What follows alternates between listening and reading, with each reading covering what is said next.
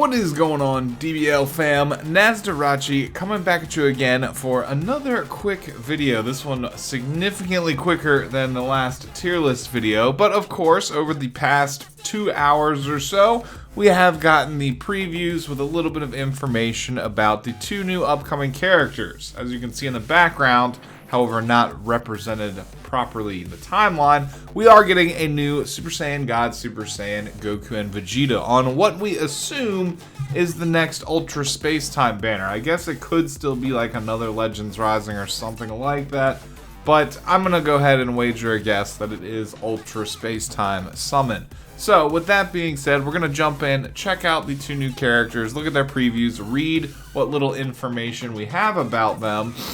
And that's about it for this video. Just wanted to have all the information out there where everybody can see it. We'll start with the Goku, who came 2 hours ago. This is their most recent update here. Super Saiyan God, Super Saiyan Goku is coming. His green card ups your arts card draw speed, while his main ability lowers the health restoration and arts card draw speed of all foes. Now, we know from the Japanese post that this arts card draw speed he gains after using the green card is permanent, I believe. It might be able to be removed, but without removal, I do not think that there is a time limit for how long this lasts, which could actually end up being quite nice. Now, him lowering the health restoration and draw speed of the foes is pretty nice as well. There are a lot of healing enemies you will come up against. However, they don't seem to be as relevant right now as what they were. Of course, some of the healing units are more potent than others, like Z7 Majin Buu, for example, who is running around to try and counter Vegeta Blue a little bit. So you will see some usefulness, some effect from this. It also increases the damage taken by the current enemy. Take advantage of these debuffs. So this is referring to his main ability. Will increase the damage taken by the current enemy. Remember, the way that this is worded makes it seem like the enemy will be able to swap out of these debuffs. So that's something like the green GT baby Vegeta, how he is most ideal when you square him up against the enemy's last man standing. And then from there, dump all of what he has to offer into that last enemy standing so they cannot swap out of it. With that being said, let us make sure we mute this. We're going to jump into the full screen preview here and just check this out because it does show us something else that this blurb did not mention here. So let's start this over here, jump into full screen. As you can see, not mentioned in a little description, Goku does have a strike card cover change, which has a nice little instant transmission animation that's really cool. From there, everything is kind of standard. He's got a little jackhammer punch on his red card, which looks pretty nifty. Yellow cards look very standard. His green card is just a supreme power up here. And then he does go into the blue card, which is actually a nice little cinematic punch combo there. I do quite like that. It's kind of nice to see them deviate from stuff like the Kamehameha every so often, because we've seen so many characters ripping that one off. Alright, with that being said, I think this character is going to be extremely valuable with the boosted card draw speed, lowering the enemy card draw speed. Both of those 2 things in and of themselves are very good. The red cover change, also very good. If you're running him on either Future or God Key, you can mix and match him with Merge Zamasu, Vegeta Blue, and you're going to have cover changes on every single character you're bringing to battle. Of course, Merge Zamasu and this Goku will cover strikes. Vegeta Blue will be cover changing on your blast cards. So that's extremely obnoxious and very exploitable as well. So I do think this Goku is going to be very valuable. It's nice we finally see a future God Key, Son family, just not the Whiskey version of this Goku, because for so long we've only had this Goku version with the Whiskey. So moving forward, we can jump over to the Vegeta next. Super Saiyan God, Super Saiyan Vegeta incoming. Get buffed damage and lowered arts card costs for only 50 counts from battle start. And then those buffs will most likely go away. After that point, or I guess before, if he dies, he will buff your ally damage.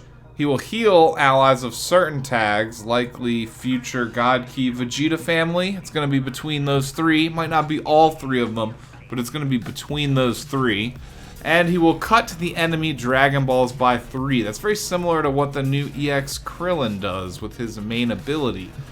Deal damage early on, then buff and disrupt later. So he's going to be your point character. You're going to want to lead with him, make good use of the first 50 counts where he gets these buffs. We don't know exactly what, but of course a damage buff, lowered red and yellow cards maybe, blues, greens, we don't know quite yet. And then allow him to die by throwing him in front of a Rising Rush, maybe.